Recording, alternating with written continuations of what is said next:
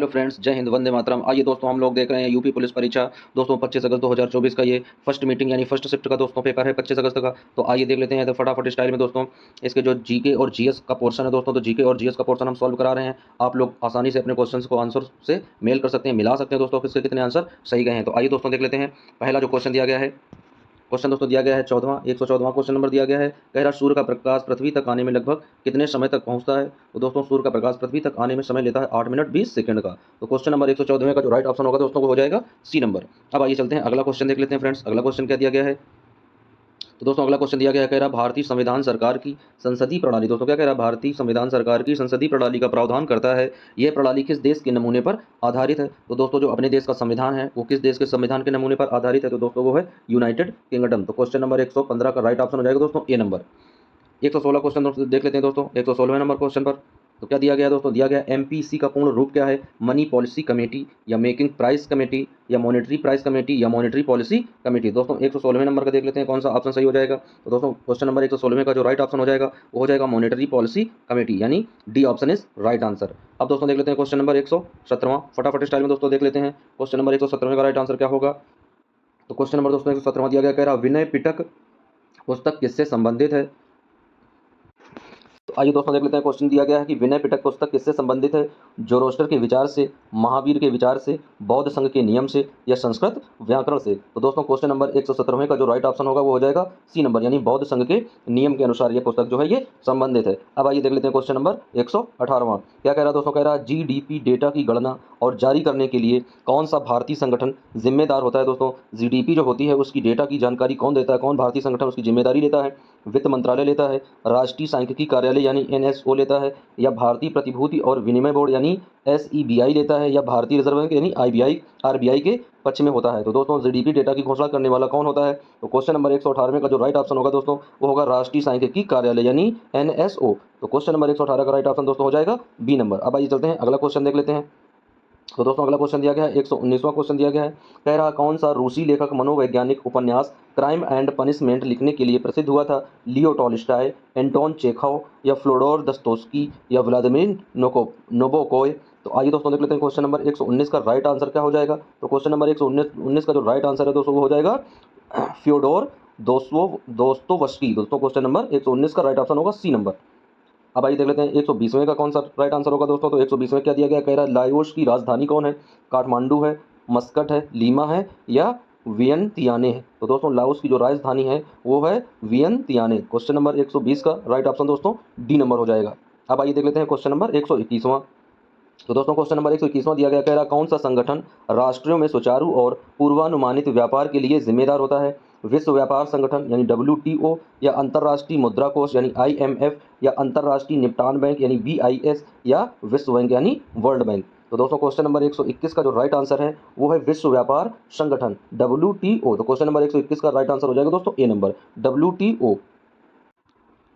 अब आइए चलते हैं दोस्तों क्वेश्चन नंबर 122वां देख लेते हैं। क्वेश्चन नंबर 122वां क्या दिया गया है। दोस्तों क्वेश्चन नंबर 122वां दिया गया है, कह रहा भारत में मोबाइल फ़ोन पर जीएसटी की दर क्या है। दोस्तों आप लोग मोबाइल फ़ोन खरीदे हो, मोबाइल फ़ोन में बहुत सारी चीज़ें जो है महंगी हो गई हैं। तो दोस्तों भारत में मोबाइल फ़ोन पर जीएसटी की दर क्या है, क्या 5% है, 12% है, 18% है या फिर 0% है दोस्तों। तो क्वेश्चन नंबर 122 का जो राइट ऑप्शन हो जाएगा वो हो जाएगा C option is right answer, यानी 18% की जीएसटी दोस्तों मोबाइल फ़ोन पर भारत सरकार ने लगाई हुई है। अब आइए देख लेते हैं क्वेश्चन नंबर 123वां। तो दोस्तों कह रहा क्वेश्चन नंबर 123 में कह रहा जीएसटी परिषद में कितने सदस्य हैं। तो दोस्तों जीएसटी परिषद में कितने सदस्य हैं, 30 सदस्य हैं, 33 सदस्य हैं, 40 सदस्य हैं या फिर 25 सदस्य हैं। तो क्वेश्चन नंबर 123वां दोस्तों जो आंसर दिया गया है वो आंसर है बी नंबर, यानी 33 सदस्य हैं। तो जीएसटी कमेटी में दोस्तों जो जीएसटी काउंसिल है उसमें कितने सदस्य हैं, उसमें जो सदस्यों की संख्या है वह है 33। अब आइए चलते हैं क्वेश्चन नंबर 124वां देखते हैं दोस्तों। तो क्वेश्चन नंबर 124वां दिया गया है, कह रहा अनुसंधान का पहला चरण क्या होता है। तो दोस्तों अनुसंधान का जो पहला चरण है, एक समस्या का चयन करना, समस्या ढूंढना, समस्या की पहचान करना या कोई समस्या खोजना। तो क्वेश्चन नंबर 124वें का दोस्तों जो पहला चरण है, तो सबसे पहला चरण तो दोस्तों यही होता है कि हमें क्या करना चाहिए, सबसे पहले हमें समस्या की पहचान करनी चाहिए कि आखिर समस्या है क्या। तो क्वेश्चन नंबर 124वें का जो इजी आंसर होने वाला है वो होने वाला है दोस्तों सी नंबर। ये दोस्तों जो आंसर है ये आप लोग कॉमन सेंस के अनुसार भी ज्ञात कर सकते हैं कि अनुसंधान का पहला चरण क्या है, यानी समस्या का चयन करना, यानी समस्या को हमें इंगित करना कि कौन सी समस्या हमें लेना, ये भी नहीं है। समस्या ढूंढना, ये भी नहीं दोस्तों। समस्या की पहचान करना कि समस्या आखिरकार है क्या। तो दोस्तों यही इसका आंसर है। अब आइए देख लेते हैं क्वेश्चन नंबर 125वां। तो दोस्तों क्वेश्चन नंबर 125वां दिया गया, कह रहा है कि 18 वर्ष से कम आयु के व्यक्ति के सभी मानवाधिकार कहलाते हैं। तो दोस्तों 18 वर्ष से कम आयु के व्यक्ति के सभी मानवाधिकार क्या कहलाते हैं? बाल अधिकार होते हैं, विशेष अधिकार होते हैं, कानूनी अधिकार होते हैं या फिर मानव अधिकार होते हैं। तो दोस्तों 18 वर्ष से जो कम आयु के होते हैं उनके सभी मानवाधिकार क्या होते हैं? बाल अधिकार होते हैं। तो क्वेश्चन नंबर 125 का राइट ऑप्शन हो जाएगा दोस्तों ए नंबर। अगला क्वेश्चन दोस्तों दिया गया है 126, कह रहा सूक्ष्म सिंचाई कब शुरू की गई थी? दोस्तों सूक्ष्म सिंचाई कब शुरू की गई थी? मार्च 2004 में, जनवरी 2004 में, फरवरी 2006 में या मार्च 2002 में? तो दोस्तों क्वेश्चन नंबर 126 में का जो राइट ऑप्शन हो जाएगा वो हो जाएगा सी नंबर, यानी जनवरी 2006 में। अब दोस्तों देख लेते हैं क्वेश्चन नंबर 127वां। तो दोस्तों क्वेश्चन नंबर 127वां दिया गया है, कह रहा है सोशल मीडिया पर टीबीटी का अर्थ क्या है? दोस्तों क्या पूछ रहा है? सोशल मीडिया पर टीबीटी का अर्थ क्या है? तो आइए देख लेते हैं कि सोशल मीडिया पर टीबीटी का अर्थ क्या है। ट्रू ब्लू ट्यूसडे या टुडेज बेस्ट थिंग या थ्रो बैक थर्सडे या टेक्स्ट बैक टाइम? तो दोस्तों 127वें का जो राइट आंसर है वो देख लेते हैं। क्वेश्चन नंबर 127वें का राइट आंसर क्या हो जाएगा दोस्तों? तो ये हो जाएगा थ्रो बैक थर्सडे। तो क्वेश्चन नंबर 127वें का राइट आंसर बन जाएगा दोस्तों सी नंबर, यानी C option is right answer. अब आइए दोस्तों देख लेते हैं अगला क्वेश्चन। तो दोस्तों जो अगला क्वेश्चन दिया गया है 128वां नंबर क्वेश्चन, कह रहा है क्रिप्स Cas9 प्रौद्योगिकी का उपयोग किसके लिए किया जाता है? जीन का संपादन करने के लिए, नई सामग्रियों का संश्लेषण करने के लिए या भूकंप का पता लगाने के लिए या टीके बनाने के लिए? तो दोस्तों इस क्वेश्चन का जो संतुष्टजनक आंसर होगा दोस्तों वो ऑफिशियली जब इसकी आंसर की आएगी तभी इस क्वेश्चन का आंसर सही आएगा दोस्तों। इस क्वेश्चन का आंसर सटीक आंसर दोस्तों नहीं मिल पाया है। अब आइए देख लेते हैं क्वेश्चन नंबर नेक्स्ट। चलते हैं दोस्तों अगला क्वेश्चन देख लेते हैं। तो अगला क्वेश्चन दोस्तों दिया गया है, कह रहा है राष्ट्रीय समुद्री दिवस 2024 का विषय थीम क्या है? राष्ट्रीय समुद्री दिवस 2024 का विषय थीम क्या है? भविष्य में निगेटिव करना यानी सुरक्षा पहले, सतत शिपिंग करना, हरित शिपिंग के लिए नई प्रौद्योगिकियां या शिपिंग में अमृत काल? तो क्वेश्चन नंबर 129 का दोस्तों जो राइट आंसर हो जाएगा वो हो जाएगा भविष्य को नेविगेट करना। दोस्तों क्या है? भविष्य को नेविगेट करना यानी सुरक्षा पहले करना। तो क्वेश्चन नंबर 129 का दोस्तों राइट ऑप्शन हो जाएगा ए नंबर। तो A option is right answer दोस्तों। भविष्य को नेविगेट करना है दोस्तों, नेगेटिव नहीं है, सॉरी गलती हो गई थी पढ़ने में दोस्तों। तो भविष्य को नेविगेट करना यानी सुरक्षा पहले करना। अब आइए दोस्तों देख लेते हैं क्वेश्चन नंबर 130वां। दोस्तों क्वेश्चन नंबर 130वां दिया गया, कह रहा है कि पूर्व परीक्षण या पूर्व विचारण सम्मेलन का मुख्य लक्ष्य क्या है? दोस्तों पूर्व परीक्षण या पूर्व विचारण सम्मेलन का मुख्य लक्ष्य क्या है? जूरी चयन करने के लिए, परीक्षण विचारण की तैयारी और निपटान विकल्पों पर चर्चा करने के लिए, अंतिम फैसला सुनाने के लिए या मामले को खारिज करने के लिए? तो दोस्तों क्वेश्चन नंबर 130 का जो राइट ऑप्शन हो जाएगा वो हो जाएगा परीक्षण विचारण की तैयारी और निपटान विकल्पों पर चर्चा करने के लिए, यानी क्वेश्चन नंबर 130 का राइट ऑप्शन होगा दोस्तों बी नंबर, यानी B option is right answer. अब आइए दोस्तों देख लेते हैं अगले क्वेश्चन।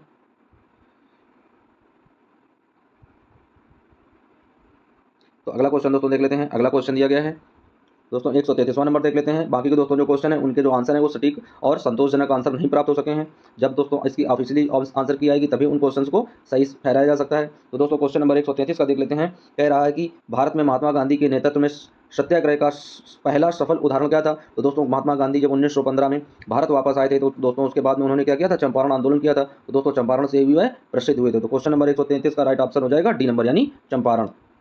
उसके बाद में दोस्तों क्वेश्चन दिया गया है भारत छोड़ो आंदोलन किसके जवाब में शुरू किया गया? दोस्तों क्रिप्स मिशन के जवाब में, जलियांवाला बाग नरसंहार के जवाब में, या रॉलेट एक्ट के जवाब में, या साइमन कमीशन के जवाब में? तो आइए दोस्तों देख लेते हैं कि भारत छोड़ो आंदोलन कब शुरू किया गया था। तो क्वेश्चन नंबर 134 का जो राइट ऑप्शन है दोस्तों ये क्रिप्स मिशन के विरोध में शुरू किया गया था कि अंग्रेजों भारत को छोड़ दो। तो दोस्तों भारत छोड़ो आंदोलन शुरू हुआ था। तो क्वेश्चन नंबर 134 का जो राइट ऑप्शन होगा वो हो जाएगा दोस्तों ए नंबर। अब आइए चलते हैं अगला क्वेश्चन देख लेते हैं फ्रेंड्स। तो अगला क्वेश्चन दोस्तों दिया गया है, कह रहा भारतीय संविधान का, क्वेश्चन नंबर 135वां दोस्तों दिया गया, कह रहा भारतीय संविधान का कौन सा अनुच्छेद नए राज्यों के गठन और मौजूदा राज्यों के क्षेत्रों, सीमाओं या नामों में परिवर्तन का प्रावधान करता है? दोस्तों प्रेजेंट टाइम में अपने उत्तर प्रदेश में बहुत सारी जगह हैं जहाँ के नाम बदलकर प्रेजेंट टाइम की सरकार ने नाम बदल दिए हैं दोस्तों। तो वो किस संविधान के किस अनुच्छेद के द्वारा संभव होता है दोस्तों? किस अनुच्छेद में इसकी व्याख्या की जाती है कि वहाँ का नाम परिवर्तन किया जा सकता है? अनुच्छेद 2 में, अनुच्छेद 3 में, अनुच्छेद 4 में या फिर अनुच्छेद 1 में? दोस्तों क्वेश्चन नंबर 135 का जो राइट ऑप्शन हो जाएगा वो हो जाएगा अनुच्छेद 3 में, यानी option number B is right answer. तो दोस्तों क्वेश्चन नंबर 135 का राइट ऑप्शन हो जाएगा बी नंबर, यानी अनुच्छेद 3 में। अब आइए चलते हैं दोस्तों अगला क्वेश्चन देख लेते हैं। तो अगला क्वेश्चन दिया गया है 136वां नंबर दिया गया दोस्तों, कह रहा रबी की फसलें सर्दियों में अक्टूबर से दिसंबर तक बोई जाती हैं और गर्मियों में अप्रैल से कब तक काटी जाती हैं? दोस्तों जून तक, मई तक, जुलाई तक या फिर अगस्त तक? तो दोस्तों क्वेश्चन नंबर 136 का जो राइट ऑप्शन हो जाएगा, यानी रबी की फसलें सर्दियों में अक्टूबर से दिसंबर तक जो बोई जाती हैं उनकी दोस्तों जो गर्मियों में कटाई होती है वो अप्रैल से जून तक होती। कब तक होती दोस्तों? जून तक। तो क्वेश्चन नंबर 136 का जो राइट ऑप्शन हो जाएगा वो हो जाएगा ए नंबर यानी जून तक। अब आइए दोस्तों देख लेते हैं अगला क्वेश्चन। तो फ्रेंड्स अगला क्वेश्चन क्या दिया गया है, कह रहा है भारत में राष्ट्रीय सुरक्षा गार्ड का उद्देश्य क्या होता है। यानी भारत में जो राष्ट्रीय सुरक्षा गार्ड है उसका उद्देश्य क्या होता है। सीमा सुरक्षा की निगरानी करना, वित्तीय बाजार को विनियमित करना, आतंकवाद विरोधी और अपहरण विरोधी अभियान चलाना, या आपदा राहत कार्यों का प्रबंधन करना। तो दोस्तों भारत में जो राष्ट्रीय सुरक्षा गार्ड का उद्देश्य है उसका जो राइट ऑप्शन हो जाएगा वो हो जाएगा आतंकवाद विरोधी। दोस्तों क्या दिया गया है, जिसका जो राइट आंसर हो जाएगा, आइए देख लेते हैं 137वें नंबर क्वेश्चन का दोस्तों क्या है, राइट आंसर क्या हो जाएगा कि आतंकवाद विरोधी और अपहरण विरोधी अभियान को चलाना। तो दोस्तों क्वेश्चन नंबर 137 का राइट ऑप्शन क्या हो जाएगा, सी नंबर यानी C option is right answer. अब आइए दोस्तों देख लेते हैं क्वेश्चन नंबर 138। तो दोस्तों क्वेश्चन नंबर 138 क्या है, कह रहा है कि निम्नलिखित में कौन सा पदार्थ मुख्य रूप से अम्लीय वर्षा के लिए जिम्मेदार होता है। दोस्तों बहुत ही इजी क्वेश्चन पूछा है दोस्तों, एक अच्छा 8 और 9th की दोस्तों जो साइंस है उसमें दिया जाता है सदैव। यानी निम्नलिखित में से कौन सा पदार्थ जो है वो मुख्य रूप से अम्लीय वर्षा का जिम्मेदार है। सल्फर डाइऑक्साइड है, मीथेन है, नाइट्रोजन है, या कार्बन मोनोऑक्साइड है। तो दोस्तों क्वेश्चन नंबर 138 का जो राइट ऑप्शन होने वाला है वो होने वाला है A option is right answer यानी सल्फर डाइऑक्साइड। दोस्तों यह मुख्य रूप से कारण बनती है किसके लिए, अम्लीय वर्षा के लिए, यानी सल्फर डाइऑक्साइड। अब दोस्तों चलते हैं अगला क्वेश्चन देख लेते हैं, क्वेश्चन नंबर 139। तो दोस्तों क्वेश्चन नंबर 139 क्या कह रहा है कि कौन सा देश पवन ऊर्जा का दुनिया का सबसे बड़ा उत्पादक देश है। दोस्तों ऐसा कौन सा देश है जो पवन ऊर्जा के लिए दुनिया का सबसे बड़ा उत्पादक देश बना हुआ है। दोस्तों कौन है, जर्मनी है, भूटान है, दक्षिण अफ्रीका है, या फिर चाइना यानी कि चीन है। तो दोस्तों क्वेश्चन नंबर 139 का जो राइट ऑप्शन होने वाला है वो अपना पड़ोसी देश कौन है, चीन है दोस्तों, जहां पर सबसे ज्यादा पवन ऊर्जा से चलने वाले संयंत्र लगे हुए हैं। तो क्वेश्चन नंबर 139 का राइट ऑप्शन हो जाएगा दोस्तों डी नंबर। अगला क्वेश्चन दोस्तों देख लेते हैं, 140 नंबर क्वेश्चन है, कह रहा है भारत के उपराष्ट्रपति कौन है जून 2024 तक। श्री मोहम्मद हामिद अंसारी जी, श्री एम वेंकैया नायडू जी, या श्री धर्मेंद्र प्रधान जी, या श्री जगदीप धनखड़ जी। तो दोस्तों देख लेते हैं कौन इसका राइट आंसर होगा क्वेश्चन नंबर 140 का। तो दोस्तों जो क्वेश्चन नंबर 140 है यानी भारत के जो उपराष्ट्रपति थे कौन थे जून 2024 तक, वो थे श्री जगदीप धनखड़। तो क्वेश्चन नंबर 140 का दोस्तों राइट ऑप्शन हो जाएगा डी नंबर यानी श्री जगदीप धनखड़। अब आइए दोस्तों चलते हैं अगले क्वेश्चन की ओर, यानी 141वां नंबर क्वेश्चन देख लेते हैं, इसका राइट आंसर क्या होने वाला है। तो दोस्तों क्वेश्चन नंबर 141 का देख लेते हैं, कह रहा है 2016 में हस्ताक्षरित भारत जापान नागरिक परमाणु समझौते का मुख्य उद्देश्य क्या है। ये ऑप्शन दिया गया, परमाणु ऊर्जा के उपयोग पर प्रतिबंध लगाना, परमाणु मुक्त क्षेत्र की स्थापना करना, परमाणु हथियारों का संयुक्त विकास करना, या असैनिक परमाणु ऊर्जा प्रौद्योगिकी हस्तांतरण और सुरक्षा मानकों में सहयोग करना।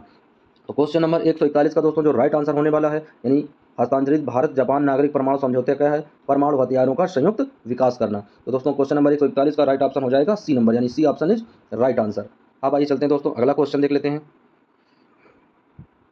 तो दोस्तों अगला क्वेश्चन दिया गया है, क्वेश्चन नंबर 142 है, कह रहा है किसी क्षेत्र के अंदर और बाहर लोगों की आवाजाही को कहा जाता है। दोस्तों जो दोस्तों किसी क्षेत्र में लोग जो यहाँ पर आते हैं प्रवासी रूप से बाहर चले जाते हैं और फिर से वापस आ जाते हैं दोस्तों, तो अंदर और बाहर जाने वाले लोगों को क्या कहा जाता है, मृत्यु दर, जन्म दर, विकास दर, ये कोई नहीं दोस्तों, उन्हें बोलते हैं प्रवासी। क्या बोलते हैं दोस्तों, उन्हें प्रवासी बोलते हैं, मिग्रेशन बोलते हैं। तो क्वेश्चन नंबर 142 का जो राइट ऑप्शन होगा वो हो जाएगा D option is right answer. तो अब आइए दोस्तों चलते हैं अगला क्वेश्चन देख लेते हैं, क्वेश्चन नंबर दोस्तों 143। तो कह रहा दोस्तों क्वेश्चन नंबर 143 कह रहा है कि अलीगढ़ मुस्लिम विश्वविद्यालय यानी यूनिवर्सिटी AMU की स्थापना किस वर्ष में की गई थी। तो दोस्तों देख लेते हैं किस वर्ष में की गई थी अलीगढ़ मुस्लिम यूनिवर्सिटी की स्थापना। तो दोस्तों इसकी स्थापना कब हुई थी, अलीगढ़ मुस्लिम यूनिवर्सिटी की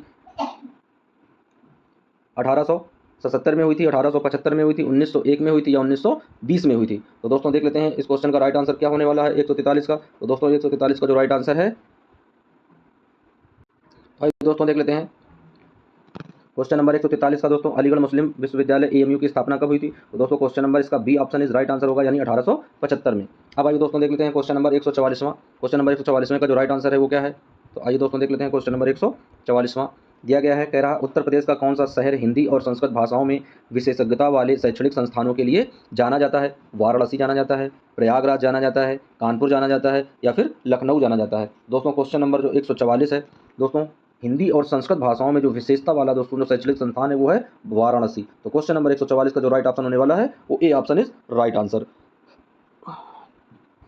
अब आइए दोस्तों देख लेते हैं क्वेश्चन नंबर 145। तो दोस्तों क्वेश्चन नंबर 145 दिया गया कह रहा कौन सा भारतीय अर्थशास्त्री कल्याणकारी अर्थशास्त्र पर अपने काम के लिए जाना जाता है, जिसे 1998 में आर्थिक विज्ञान में नोबेल पुरस्कार प्राप्त हुआ था। जगदीश भगवती को, मनमोहन सिंह को, रघुराम राजन को, या अमर्त्य सेन को। तो क्वेश्चन नंबर 145 का दोस्तों जो राइट आंसर होने वाला है वो होने वाला अमर्त्य सेन। तो क्वेश्चन नंबर 145 का दोस्तों राइट आंसर है अमर्त्य सेन को दोस्तों नोबेल पुरस्कार दिया गया था।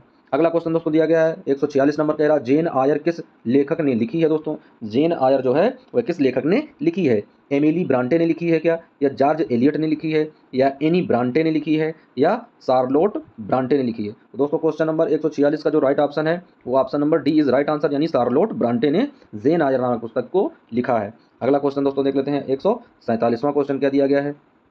तो फ्रेंड्स 147वां क्वेश्चन दिया गया है, कह रहा है ट्विटर एक पर आधारित संचार मंच है, ईमेल पर आधारित है, चैट पर आधारित है, ओटीपी पर आधारित है, या एसएमएस पर आधारित है। दोस्तों क्वेश्चन नंबर 147 का जो राइट ऑप्शन हो जाएगा वो क्या हो जाएगा, यानी ट्विटर एक एसएमएस पर आधारित संचार मंच है। तो क्वेश्चन नंबर 147 का राइट ऑप्शन हो जाएगा डी नंबर। अब आइए दोस्तों देख लेते हैं क्वेश्चन नंबर 148वां। दोस्तों क्वेश्चन नंबर 148वां क्या कह रहा है कि भारत लिपु लेख दर्रा किस देश के साथ साझा करता है। दोस्तों जो भारत है वो लिपु लेख दर्रा किस देश के साथ में दोस्तों साझा करता है। तो दोस्तों साझा करता है दोस्तों चीन, तिब्बत, और लेकिन वो चीन का हिस्सा पड़ता है, तो इस वजह से जो इसका राइट आंसर हो जाएगा वो हो जाएगा चीन, यानी A option is right answer. दोस्तों वैसे यदि तिब्बत दिया होता तो तिब्बत इसका और सटीक आंसर होता, लेकिन जब तिब्बत नहीं दिया गया है तो चीन पर क्लिक करेंगे हम लोग, चीन पर लगाएंगे। तो भारत जो लिपु लेख दर्रा के साथ साझा करता है वो कौन सा देश है, वो देश है चीन देश। अब आइए दोस्तों चलते हैं अगला क्वेश्चन देख लेते हैं, यानी 149वां क्वेश्चन। तो दोस्तों 149वां क्वेश्चन में क्या कह रहा है, कह रहा दक्षिण कोरिया में कौन सी मुद्रा का उपयोग किया जाता है। दोस्तों जो दक्षिण कोरिया देश है वहाँ पर मुद्रा जो है वो कौन सी मुद्रा चलती है, वॉन चलती है, रिंगिट चलती है, युआन चलती है, या येन चलती है। तो दोस्तों जो दक्षिण कोरिया है, तो दक्षिण कोरिया जो मुद्रा का यूज करता है दोस्तों वो है वॉन मुद्रा, यानी दक्षिण कोरिया की जो मुद्रा है वो दोस्तों क्या कहलाती है, वॉन मुद्रा कहलाती है। तो क्वेश्चन नंबर 149 का दोस्तों जो राइट ऑप्शन हो जाएगा वो हो जाएगा A option is right answer.